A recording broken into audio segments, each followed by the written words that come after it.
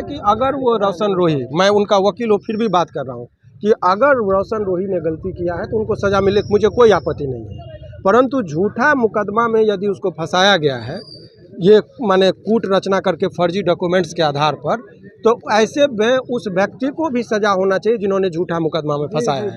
तो हमारा दो डिमांड है कि रोशन रोही को बेल और जो झूठा मुकदमा किया है उसको जेल। इसी आधार के लिए हम लोगों ने खुद मैंने रखा है इस बात को, और एक आवेदन भी फाइल हो रहा है और इसका हमने कहा है उच्च स्तरीय जांच हो। हमने अब डीजीपी को भी लिखने जा रहे हैं इसमें, क्योंकि उसमें निर्दोष व्यक्ति जेल में है। अगर ये डॉक्यूमेंट्स फर्जी है तो जो फर्जी डॉक्यूमेंट्स बनाया है आईपीसी में 467, 468 के अंतर्गत 10 वर्षों का जो सज़ा का प्रावधान है उसके अंतर्गत अब बीएनएस में इन पर कार्रवाई हो।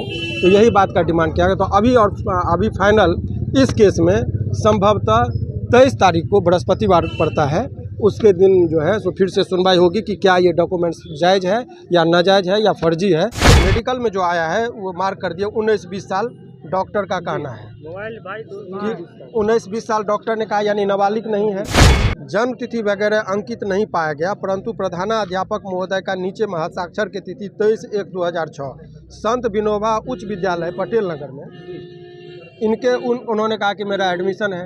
आधार कार्ड के अनुसार पीड़िता का जन्म तिथि 14/5/2007 है।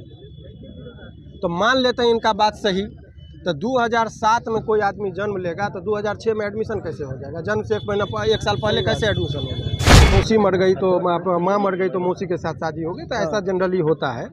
लेकिन यहाँ पर आप देखिए, यहाँ पर जो लिख रहा है तो पिताजी उमेश जी जिंदा हैं और उसके बारे में कह रहे कि मर गई। ये आवासीय प्रमाण पत्र उसने खुद लगाया है, मतलब उनके पिताजी जिंदा है। ये वेरीफाई करने का चीज़ है। अच्छा। और हमने कोर्ट में एक चीज़ बड़े ही अदब से कहा कि यदि ये नाबालिग है तो गार्जियन के थ्रू है।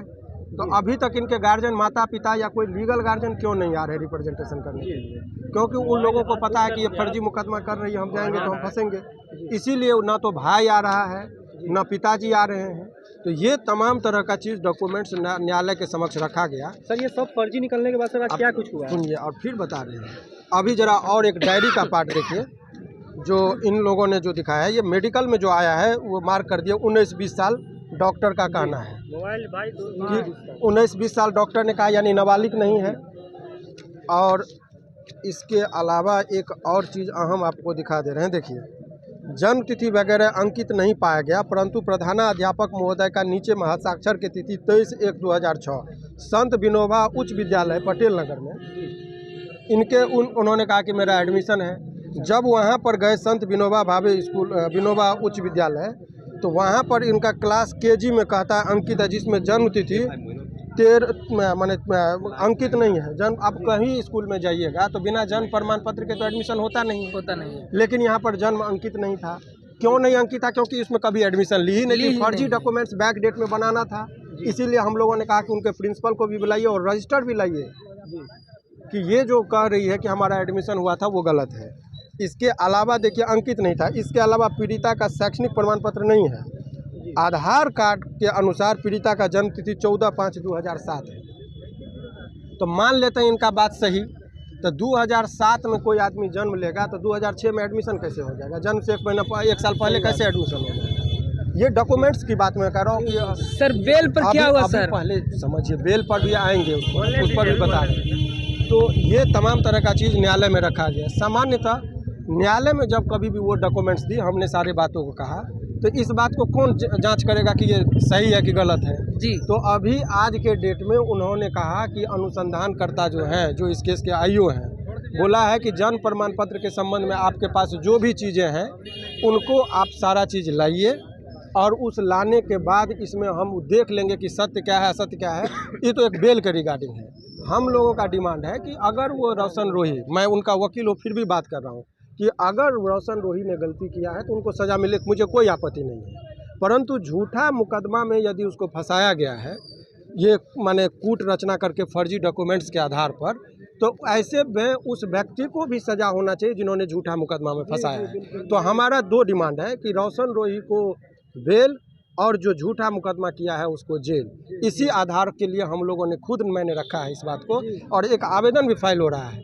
और इसका हमने कहा है उच्च स्तरीय जांच हो। हमने अब डीजीपी को भी लिखने जा रहे हैं इसमें, क्योंकि उसमें निर्दोष व्यक्ति जेल में है। तो अब जेल चला गया है तो आप जानते हैं कि लोअर कोर्ट में प्रावधान जो है, जब तक सारे चीज़ों को वेरीफाई नहीं कर लेते हैं तब तक डॉक्यूमेंट्स का आगे नहीं बढ़ता है।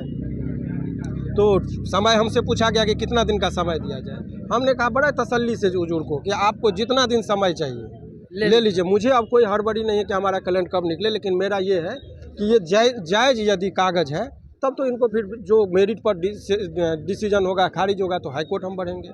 अगर ये डॉक्यूमेंट्स फर्जी है तो जो फर्जी डॉक्यूमेंट्स बनाया है आईपीसी में 467, 468 के अंतर्गत 10 वर्षों का जो सज़ा का प्रावधान है, उसके अंतर्गत अब बीएनएस में इन पर कार्रवाई हो।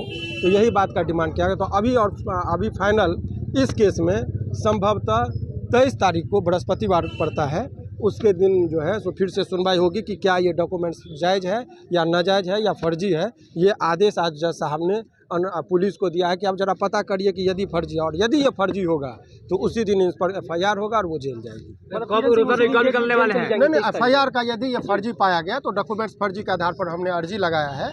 ये हमारा किसी व्यक्ति से व्यक्तिगत कोई झगड़ा लड़ाई नहीं है, ना ही हम लोग इतना ही हमारा ये कहना है मतलब वो 23 लड़का तारीख होगा दोषी है तो उनमें का आपका जो, लेकिन ये आप लोग को मैंने डॉक्यूमेंट्स इसलिए दिखाया कि एक पब्लिक ओपिनियन उनका ख़राब किया जा रहा है रोशन रोही का। इस बात में कहीं कोई ये दोहराई नहीं है कि दोस्ती थी, इस बात को हमने भी स्वीकार किया है। लेकिन आजकल जो पैटर्न है कि पहले आप दोस्ती कीजिए और फिर बाद में लड़का को जेल भेज दीजिए, ये कदापि उचित नहीं। कि लड़की है, पहले लोग बंदूक दिखा के डराते थे, आजकल लड़कियों को एक हथियार मिल गया कि हम रेप केस में फंसा देंगे। इससे कई लड़के जो है सो झूठे मुकदमा के दंश से, अब देखा अतुल सुभाष का कि आत्महत्या तक करना पड़ रहा है। तो इसी वजह से माननीय न्यायालय को हमने सारे चीज़ों से अवगत करा दिया। तो सर अभी 23 तारीख को सारी चीज़ साफ होगा सर? देखिए, लोअर कोर्ट में जो अभी बहस चल रहा है, इससे पहले भी मैंने कहा था कि अभी तक जो इतना दिन जेल में रोशन जी नहीं रहते, उनके पिताजी जो थे रोशन के और उनके परिजन, वो लोग थोड़ा उन लोगों को कोई गाइड कर दिया था कि अभी फाइल नहीं कीजिए, जिस वजह से फाइलिंग नहीं हो रही थी। 15-20 दिन पहले ये फाइल हुआ, 2 डेट पे बहस हो गई। अब ये लास्ट डेट है 23 तारीख को ये फाइनल डॉक्यूमेंट्स आ जाएगा, फिर उनको फाइनल जजमेंट दे देना है। एक अलग से भी केस हो रही है इस मुकदमे में कि ये जो भी दस्तावेज, चूँकि हम लोग अभी कह नहीं सकते थे, चूँकि जैसे वो कोर्ट में उन्होंने दे दिया तो वो डॉक्यूमेंट्स, कोर्ट के डॉक्यूमेंट्स जो है रिकॉर्ड पे लग गया। उसके आधार पर भी एक हम लोगों के द्वारा, इनके द्वारा आवेदन दिया जा रहा है कि ये फर्जी डॉक्यूमेंट्स बनाई है।